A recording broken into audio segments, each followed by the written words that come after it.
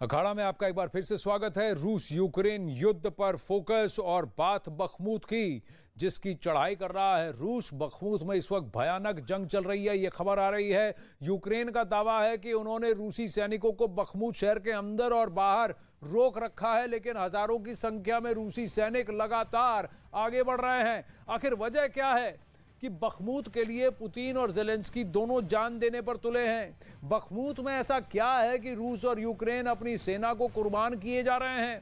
Bakhmut में ऐसा क्या है कि ना पुतिन पीछे हट रहे हैं और ना ज़ेलेंस्की झुक रहे हैं?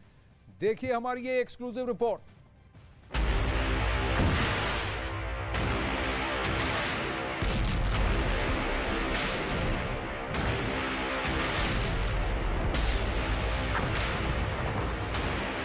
सात महीने से यूक्रेन का यह शहर, जिसे बखमूत कहते हैं, किसी भी दिन बिना धमाके, बिना बर्बादी के नहीं रहा।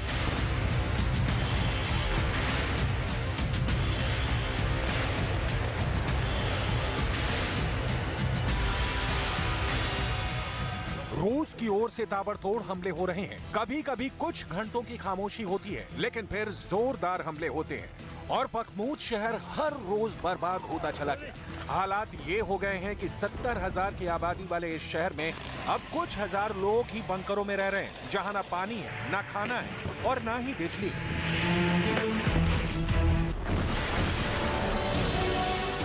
सवाल है कि आखिर बखमूत में ऐसा क्या है कि ना रूस के हमले कम हो रहे हैं और ना ही यूक्रेन पीछे हटने को तैयार है।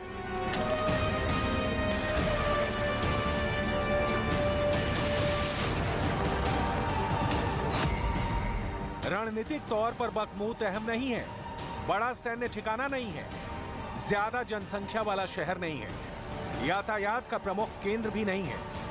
युद्ध से पहले 70,000 लोग रहते थे। बखमूत में नमक और जिप्सम की खदानें हैं, बहुत बड़ा शराब का कारखाना है।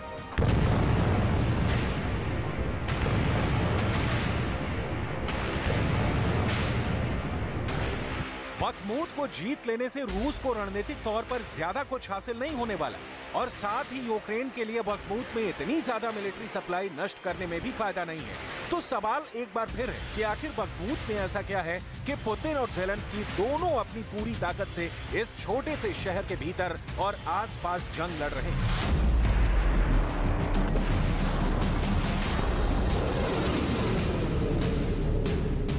वाशिंगटन भी कीव को सलाह दे चुका है कि बखमूत के लिए ज्यादा परेशान ना हो, लेकिन यूक्रेन के राष्ट्रपति, रक्षा मंत्री और उनके कमांडरों ने पूरा जोर लगा रखा है। जिस बखमूत पर वैगनर ग्रुप के प्रमुख ने कब्जे का दावा किया था, वहां पर यूक्रेनी सेना ने दावा किया है कि अभी जंग जारी है और यूक्रेन के जवानों ने रूसी फौज को रोक कर रखा है, लेकिन चारों तरफ से काफी संख्या में रूसी फौज के आने का सिलसिला जारी है।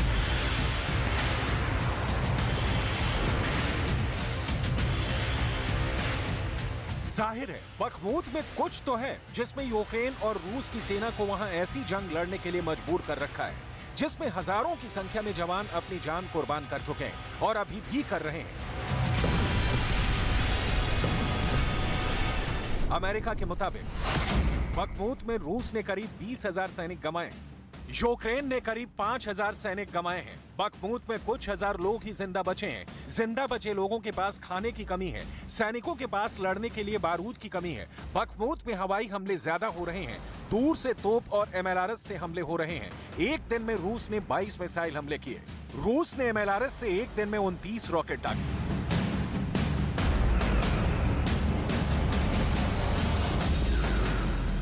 जाहिर है बखमूत में आमने सामने की जंग के लिए ना तो वैगनर ग्रुप के पास गोला बारूद बचा है और ना ही यूक्रेन की फौज के पास बखमूत के अंदर बारूद की सप्लाई हो पा रही है। फिर भी बखमूत को जीत लेने की जद्दोजहद जारी है कि आखिर बखमूत में ऐसा क्या है कि यहां पुतिन और ज़ेलेंस्की दोनों सब कुछ लुटाने को तैयार हैं।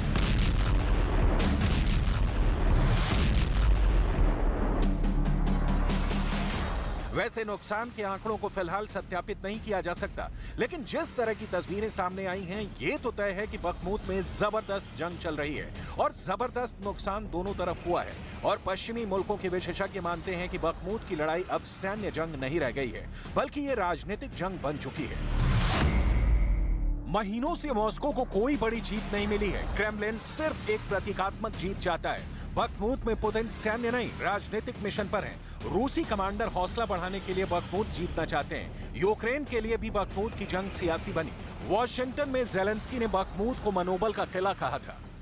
यूएस कांग्रेस को जेलेंस्की ने बखमूत का झंडा दिया था।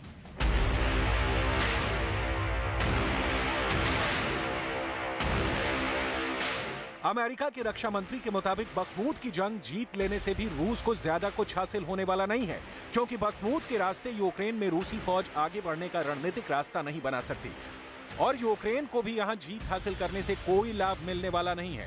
लेकिन जेलेंस्की और पुतिन दोनों को पता है कि उन्हें जंग में लंबे समय तक रहना है और इसके लिए अपने नागरिकों और साथ में जवानों के हौसले को बुलंद रखना है। इसलिए बखमूत में जो कुर्बानियां दी जा रही हैं, उसमें साइकोलॉजिकल जीत हासिल करने की हसरत है, क्योंकि बखमूत में अगर किसी की भी हार हुई तो उसका हौसला टूटना तय है और इसका असर आने वाली जंग पर पड़ेगा।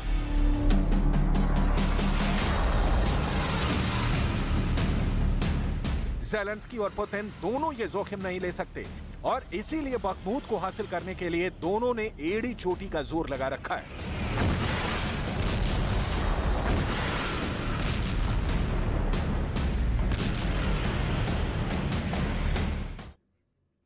बखमूत इस महायुद्ध का सबसे बड़ा सेंटर बना हुआ है और हर दिन के साथ रूस की सेना की पोजीशन यहां बढ़ती जा रही है और मजबूत होती जा रही है। बखमूत से निकलने के सारे रास्तों को रूस की सेना ने बंद कर रखे हैं। तीन ओर से रूस की सेना ने यूक्रेनी सैनिकों को घेरा भी हुआ है। मौजूदा स्थिति आपको ग्राफिक्स के जरिए दिखाते हैं। देखिए, ये है बखमूत में रूस और यूक्रेन की पोजीशंस और अगर आप देखें तो रूस की सेना ने तीन ओर से, यहां यूक्रेन की सेना है, रूस की सेना तीन तरीके से आगे बढ़ रही है। 57वीं मोटर राइफल ब्रिगेड वो वहां तैनात है। इन सैनिकों की पोजीशंस हैं। बड़े पैमाने पर रूस के अलग अलग रेजिमेंट तैनात हैं जो यूक्रेनी सैनिकों को अब पीछे ढकेल रही है। इसमें पहला नाम 57वां मोटर राइफल, जैसे मैंने कहा, जो कि यहां वैगनर ग्रुप का सहयोग कर रही है। वैगनर ग्रुप मुख्य तौर से यहां पर मोर्चा संभाले हुए है। इसके अलावा 106वीं गार्ड एयरबोर्न डिवीजन भी यहां पर तैनात है। 51वीं एयरबोर्न डिवीजन रेजिमेंट ये भी यहां पर मौजूद है, यूक्रेन के लिए मुसीबत खड़ी कर रही है। इसके अलावा रूस की 137वीं एयरबोर्न रेजिमेंट यहां मौजूद है। 1182वीं आर्टिलरी रेजिमेंट भी यूक्रेन के सैनिकों पर भारी पड़ रही है। तो आप देख सकते हैं कि कितना बड़ा कंसंट्रेशन रूस का तीन तरफ से बखमूत पर है और रूस की सेना ने यूक्रेनी सैनिकों को भी पूरी तरह से यहां पर घेरा हुआ है और कुछ भी हो, बखमूत की चढ़ाई में कोई कसर नहीं छोड़ रहे हैं व्लादिमीर पुतिन। अब यूक्रेन की ओर से क्या तैयारी है, अब आपको वो दिखाते हैं। रूस के सैनिकों का मुकाबला करने के लिए जेलेंस्की ने यहां 241वीं टेरिटोरियल ब्रिगेड की तैनाती कर रखी।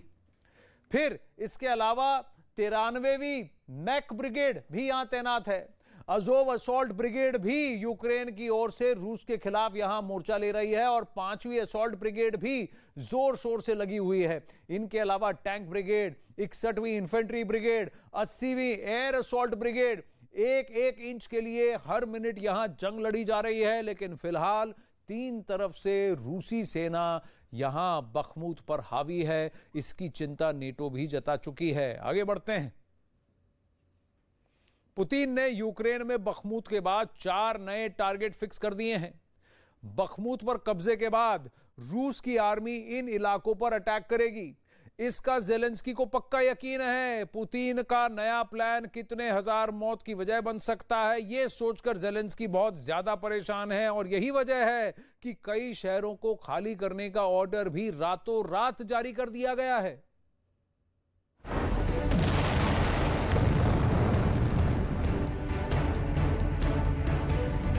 गगनचुंबी इमारतें खंडहरों में तब्दील हो चुकी हैं। शहर सुनसान और बियाबान बन गया है। दुनिया के नक्शे पर यह इलाका अवदिव्का के नाम से जाना जाता है, जो अब किसी भूतहा शहर की तरह नजर आता है। यहाँ चारों तरफ मलबे बिखरे हैं और इस मातमी मंजर के बीच एक सैनिक इस शहर की कहानी सुना रहा है।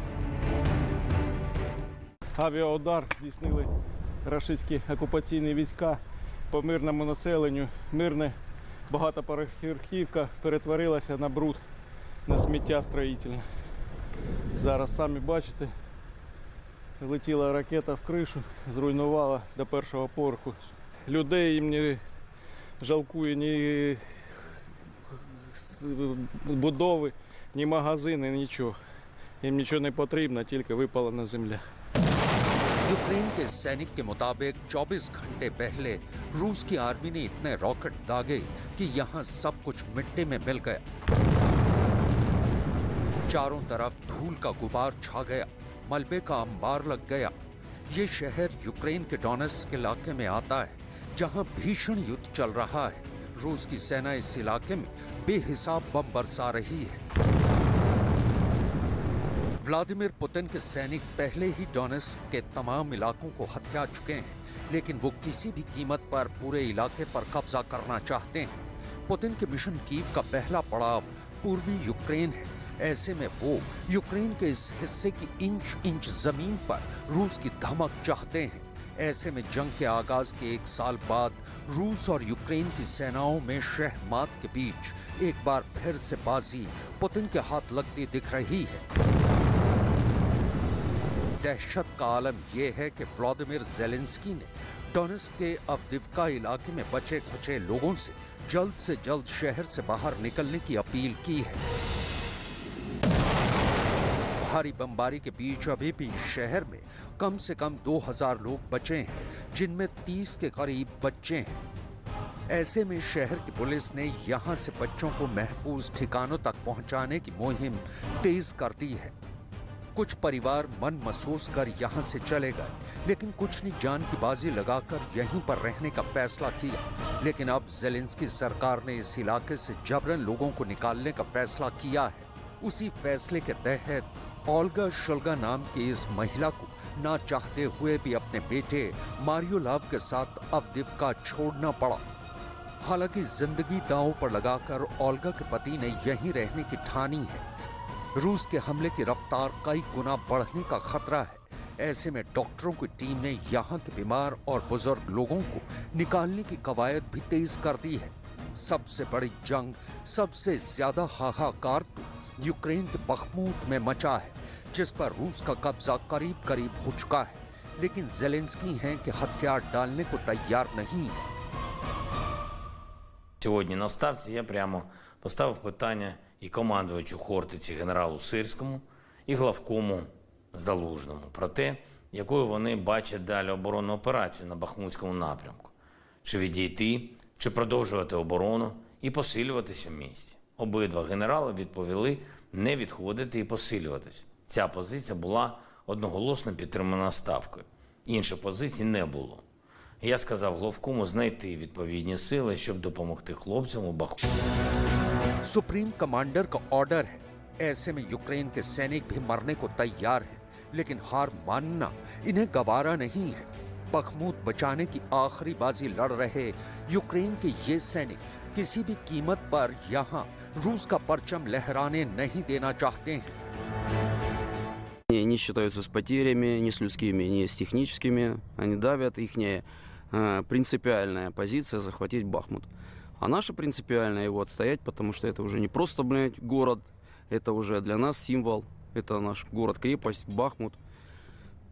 Ну, поэтому мы на своей земле, и как-то отдавать уродам свои города, села, ну, как-то не камильфо. Поэтому мы будем, стоять, защищать и выполнять все приказы нашего главного командующего. ये जवान भले ही इस इलाके में डटे रहने का दम भर रहे हैं, लेकिन सच ये है कि पुतिन की सेना की अंधाधुंध बमबारी के सामने इनके पांव आज नहीं तो कल उखड़ने तय हैं।